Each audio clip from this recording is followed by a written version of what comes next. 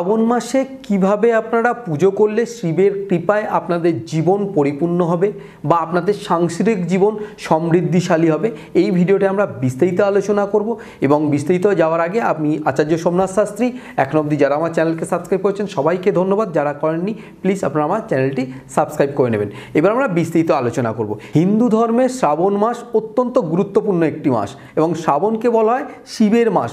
পুণ্যার্থীরা প্রতি সোমবার করে, এই শ্রাবণ মাসের প্রতি সোমবার করে শিবের জন্য ব্রত পালন করেন এবং সারা মাস ধরে চলে শিবের পূজা চলে। এই বছর শ্রাবণ মাসে 4টে সোমবার পড়েছে এবং এই 4টে সোমবার পড়েছে আপনার 21শে জুলাই প্রথম সোমবার, দ্বিতীয় সোমবার পড়েছে আপনার 28শে জুলাই এবং তৃতীয় সোমবার পড়েছে আপনার 4ই আগস্ট পড়েছে তৃতীয় সোমবার এবং চতুর্থ সোমবার আপনার পড়েছে 11ই আগস্ট। এবার পুজো করার বেশ কিছু নিয়ম আছে। যদি আপনি এই নিয়মগুলো মেনে না পুজো করেন তাহলে কিন্তু আপনাদের সারা বছর শারীরিকভাবে বেশ কিছু সমস্যার মধ্যে আপনারা পড়বেন, সাংসারিকভাবে আপনারা কিন্তু সমস্যার মধ্যে পড়বেন। তাহলে পুজো কিভাবে করবেন আপনারা? পুজো ফার্স্ট যখন আপনারা করতে যাবেন সেটা কিন্তু আপনি দাঁড়িয়ে কখনো শিবলিঙ্গে জল ঢালবেন না।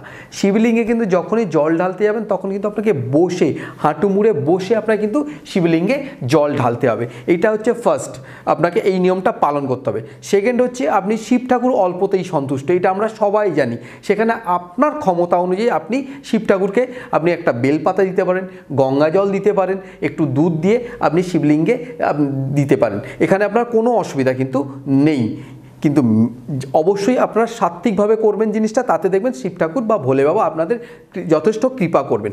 এরপরে যেটা আপনারা করবেন সেটা কিভাবে করবেন, অল্প অল্প করে আপনারা জল ঢালবেন বা দুধ ঢালবেন অল্প অল্প করে, এবং তার সাথে একবারে বেশি ঢালবেন না, অল্প অল্প করে ঢালবেন। তার সাথে একটা মন্ত্র আপনারা বলবেন, ওম নমঃ শিবায়।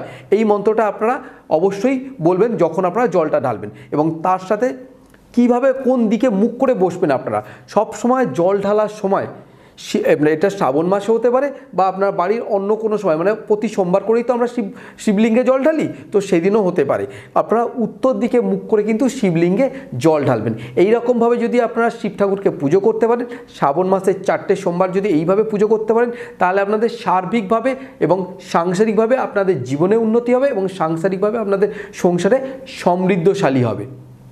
সবাই ভালো থাকুন, সুস্থ থাকুন, অবশ্যই ভিডিওটা লাইক এবং শেয়ার করবেন।